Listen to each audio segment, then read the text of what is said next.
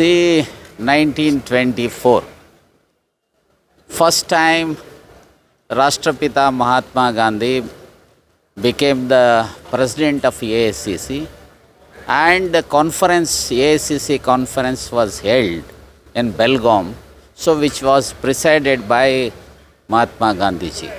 And from that point onwards, so he took very seriously, and in the name of Congress, he organized protests, rallies and movement against British rule.